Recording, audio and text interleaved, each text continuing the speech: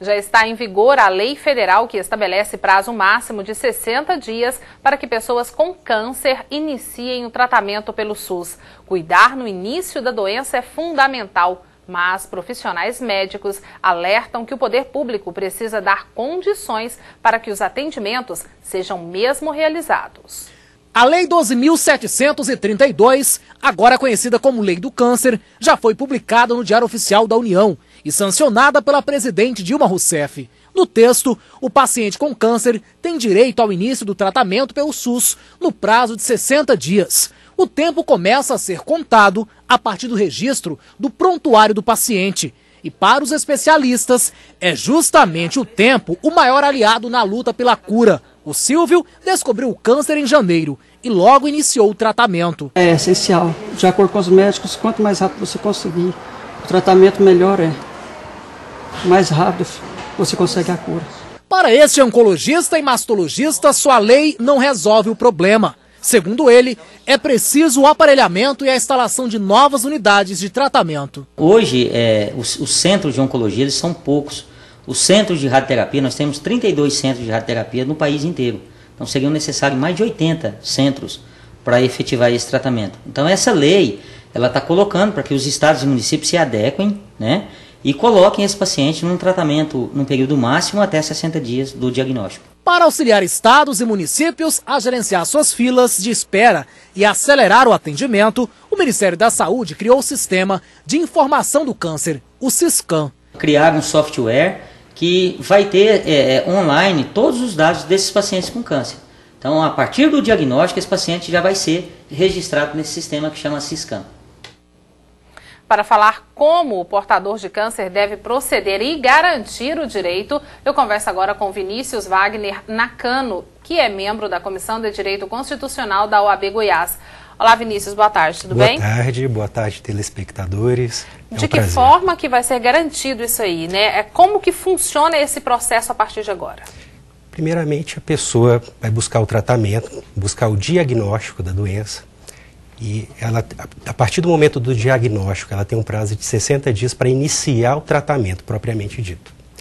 Caso esse tratamento não se inicie, a pessoa pode buscar um advogado de sua confiança, pode também buscar a Defensoria Pública, caso não tenha condições de contratar um advogado particular, e ainda pode buscar o Ministério Público do Estado de Goiás, no caso aqui do nosso estado, que por se tratar de um direito indisponível, ele também recebe esse plus, essa proteção a mais, que é também a defesa pelo Ministério Público do Estado.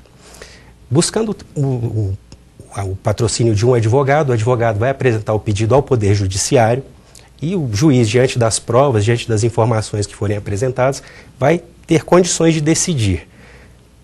Só que existe um porém.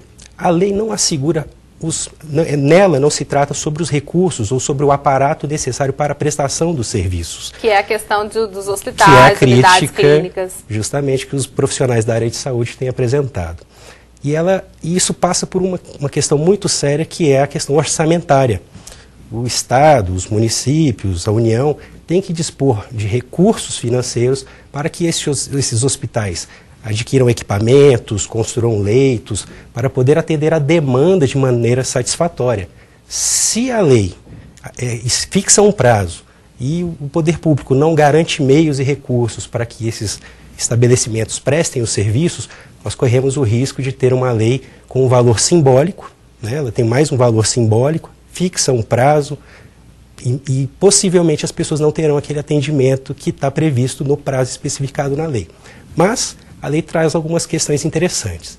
Primeiro, aqueles medicamentos necessários para os sintomas da dor serão fornecidos integralmente pelo Sistema Único de Saúde. E então, será também imediato a colocação? Imediato, a pessoa está sentindo sintomas, o médico vai receitar, sempre passa pelo profissional da área de saúde, e eles vão receber o medicamento para a dor. Uma coisa interessante também, que já vinha sido discutida na jurisprudência e que a lei resolve de uma vez por todas, diz respeito à possibilidade de responsabilização dos gestores. E aí o maior motivo das reclamações é que se o poder público não fornece os meios para que os estabelecimentos de saúde prestem os serviços, os gestores ficam numa situação em que eles estão obrigados a disponibilizar os meios para prestar os serviços, mas às vezes não vão ter condições de prestar esses serviços.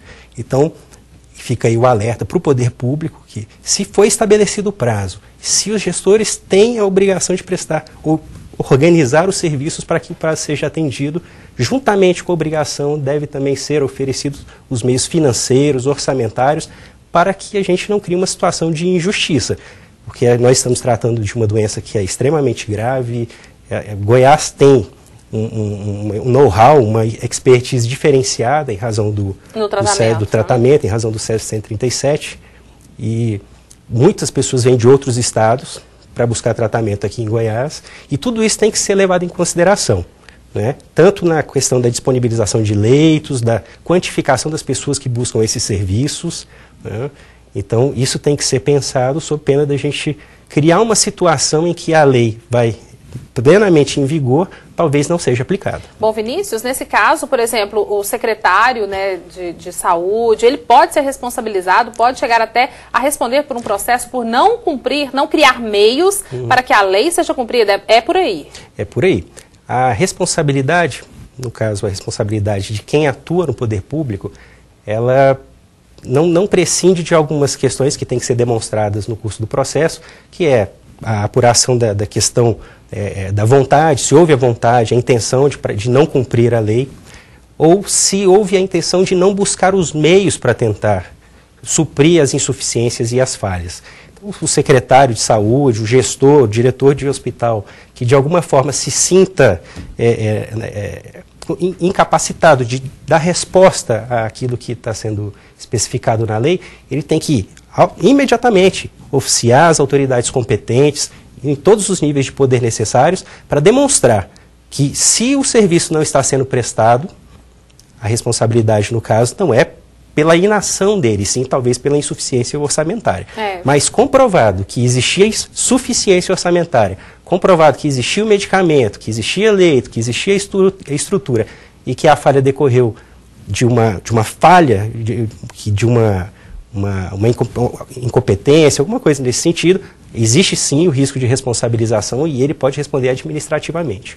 O que a gente espera é que não venha acontecer tudo isso, etc. e tal, mas infelizmente todos nós sabemos que a questão do sistema de saúde não é bem esse e que com certeza não vai cumprir como é determinado pela lei tão rapidamente como todas as pessoas que têm essa doença necessitam, porque é uma doença grave e que necessita de um tratamento, de uma intervenção rápida. Bom, Vinícius, muito obrigada por vir ao TJ e nos trazer essas informações. Eu que agradeço, é sempre um prazer prestar esclarecimentos à população. Ok, obrigada. Eu conversei agora com Vinícius Wagner Nakano, ele que é membro da Comissão de Direito Constitucional da OAB Goiás.